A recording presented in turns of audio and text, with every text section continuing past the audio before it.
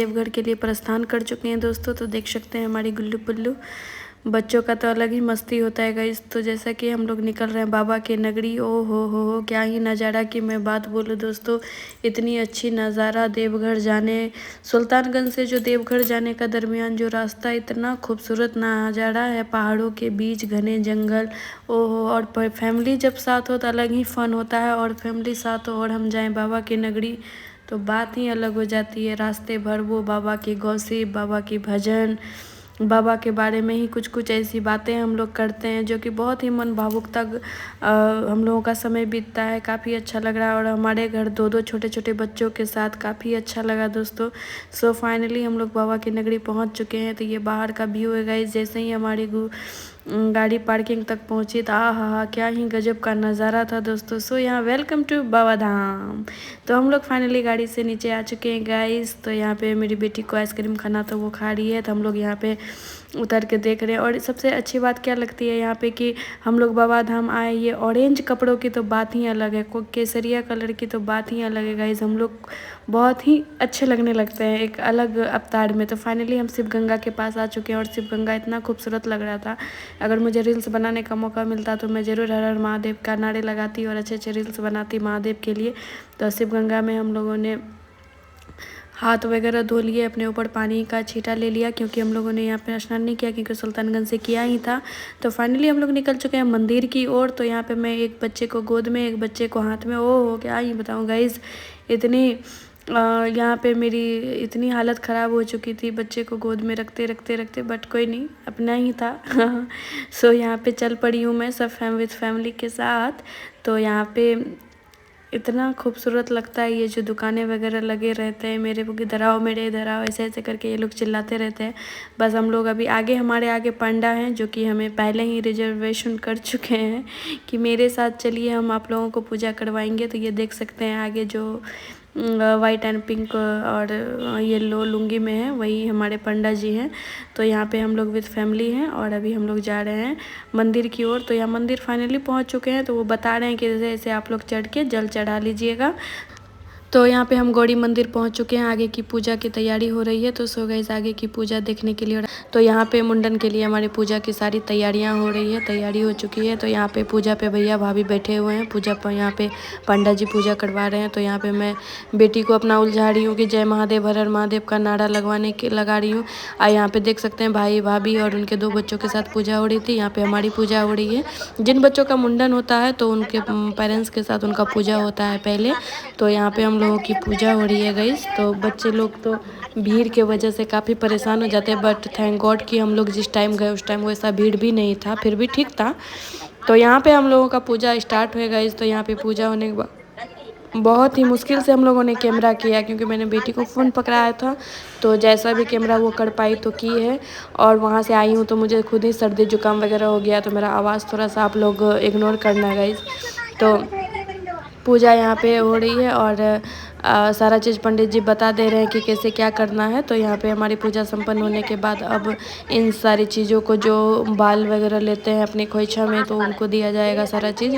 तो यहाँ तो ये सारी रस्में मेरी माँ कर रही हैं, तो अभी वही करेंगी, तो उन्हीं को सारा चीज़ दिया जाएगा अभी। तो मेरी बेटी काफ़ी परेशान हो रही है भीड़ से, और बच्चे को हो जाता है ना एक डर कि हाँ भीड़ देख के, तो बस बच्चे सब में थोड़ा सा भीड़ देख के परेशानी हो ही जाता है। तो मैं अपनी बेटी को लेकर इतना इमोशनल हो रही हूँ कि पूजा वगैरह हो गया है, अब मेरी बेटी का बाल उतर जाएगा, मेरी बेटी टेकलू हो जाएगी। ओहो मैं क्या ही बोलूँ गाइस, मैंने अब थोड़ा सा ये इमोशनल मोमेंट था, मेरे आँख नम हो गए थे गाइस। तो यहाँ पे जब मैं इन लोगों को देख रही थी, ये मेरे भतीजे और भतीजी का मुंडन हो रहा है यहाँ पे।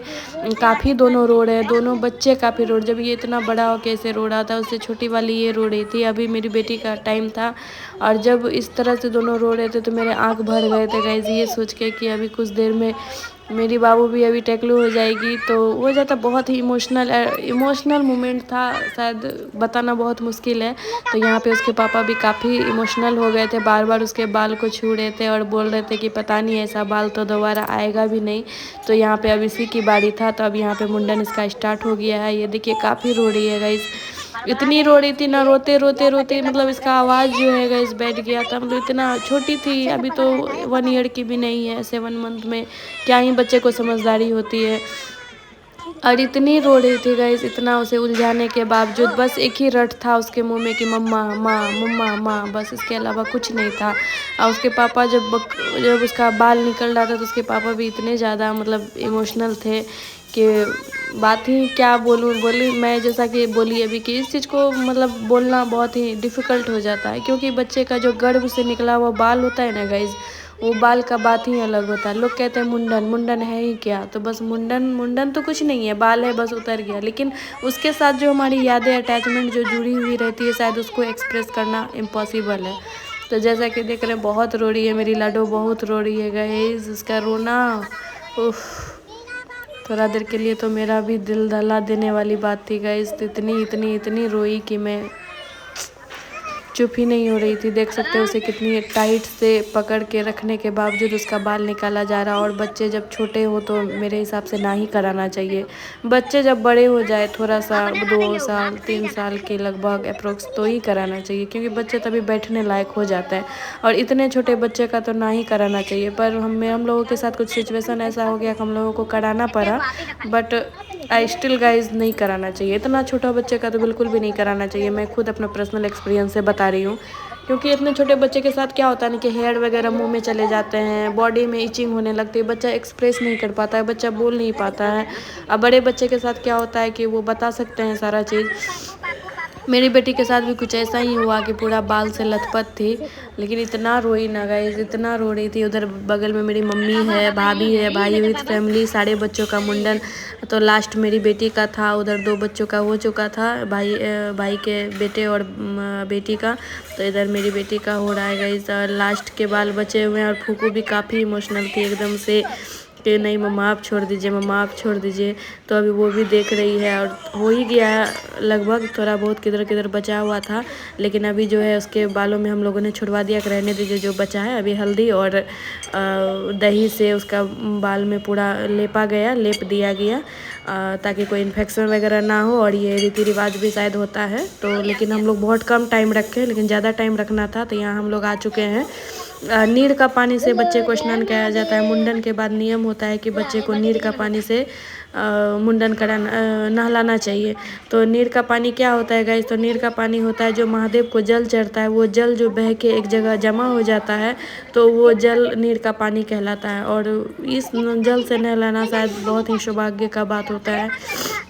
तो हम लोगों को यहाँ पे मिला, तो नीर का पानी से नहलाने के बाद इधर हम लोग आ चुके हैं। तो यहाँ पंडित जी से आशीर्वाद भी मिल गया है और हम लोग जा रहे हैं जल चढ़ाने, क्योंकि हम लोगों का इधर मुंडन वगैरह हो गया। तो अब हम लोगों ने सोचा कि हम लोग का जल वगैरह चढ़ा ले, क्योंकि मुंडन के बाद ही जल चढ़ता है। तो यहाँ पे मुंडन होने के बाद बच्चों को लेकर अभी जल चढ़ाने, तो यहाँ पे जल वल चढ़ाने के बाद ये देख सकते हैं मैं अपनी गुड़िया रानी को बिज़ी कर रही हूँ कि ताकि वो बहुत देर से हंसी नहीं थी गाइज, मतलब भीड़ के वजह से। और इतना कुछ हो गया कि बच्चे के लिए तो सब कुछ नया होता है। तो जल चढ़ाने के बाद हम लोग यहाँ पे आरती भी कर रहे हैं, क्योंकि और देख सकते हैं कितनी तेज़ बारिश हो रही, बहुत बारिश हुई गाइज क्या। तो इसी बारिश के साथ अब हम लोग निकल रहे हैं यहाँ से मंदिर से, क्योंकि शाम भी हो चुकी है और हम लोगों को आगे बासुकीनाथ के लिए भी निकलना है, बासुकीनाथ मंदिर के लिए।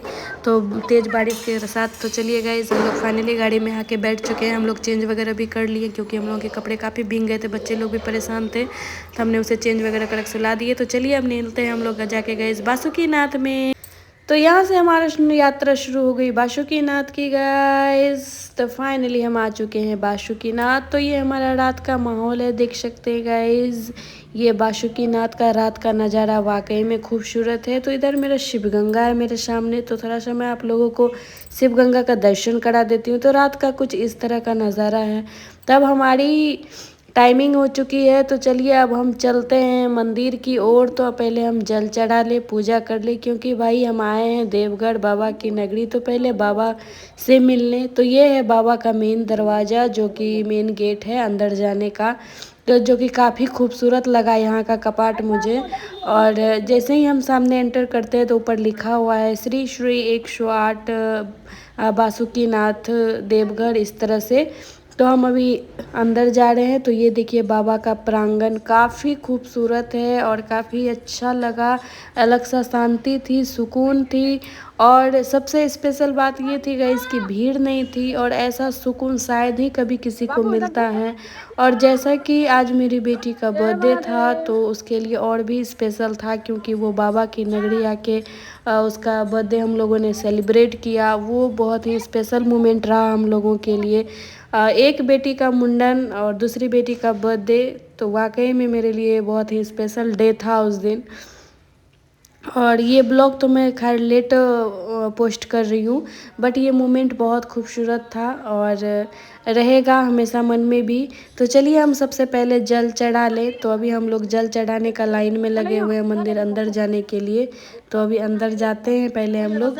तो अंदर जाने टाइम में थोड़ी सी भीड़ लगी, बट ये मंदिर के सामने का थोड़ा सा सीन लिया हमने, क्योंकि सीन अलाउ नहीं था। तो ये बाहर का कुछ नज़ारा है, आरती वगैरह हो रहा है। तो यहाँ पे आज बेटी का बर्थडे है, तो चलिए बेटी से मिलते हैं। बर्थडे है और फुफू देख सकते हैं कहाँ है, महादेव की नगरी में। ये बोलो हर हर महादेव, बोल बम, जय महादेव। हाँ हम लोग बोल बम में कहाँ है। ये देखिए अभी माता का मंदिर, महादेव का मंदिर, ये देखिए गाइस। और अभी रात के बज रहे हैं 9 और फुफू का बर्थडे सेलिब्रेट हो रहा है बाबा की नगरी में। कैसा लग रहा है फुकरे? इधर देखो, हर हर महादेव, जय महादेव, श्री शिवाय नमस्तुभ्यम। ये देखिए मेरा बीटू, मेरा सोना। महादेव गुल्लू, जय महादेव गुल्लू, हर हर महादेव गुल्लू, गुल्लू जय महादेव, गुल्लू जय महादेव, जय महादेव करते गुल्लू, जय महादेव। ताली बजा दो ताली। ऐड दीदी कैसे की? जय महादेव, जय महादेव, मेरा गुल्लू करेगी जय महादेव। कर दो गुल्लू, जय महादेव कर दो। हर हर महादेव, हर हर महादेव। जल्दी कर दो मेरा बीटू,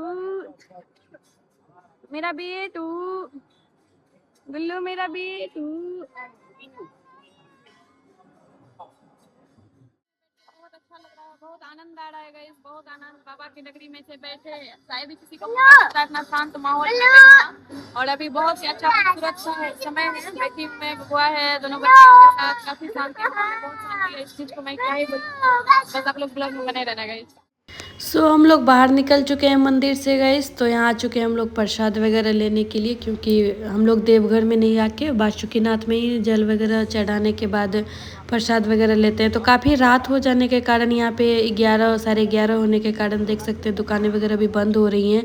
तो यहाँ पे बाबा की नगरी में कितने सारे बाबा के नाम से ब्रेसलेट वगैरह मिलते हैं। कुछ कुछ दुकानें तो कुछ ख़रीदारी हुई थोड़ी बहुत, और उसके बाद हम लोगों ने प्रसाद वगैरह लिया। फिर एक दूसरे का भी देख रहे थे कौन क्या बेच रहे हैं क्या नहीं। तो इस तरह से रहा। तो ब्लॉग पसंद आया तो गाइस चैनल को लाइक शेयर सब्सक्राइब ज़रूर करिएगा, और मैं कोशिश करूँगी आप लोगों के बीच अच्छे अच्छे ब्लॉग के साथ आती रहूँ। तो बाय बाय गाइस।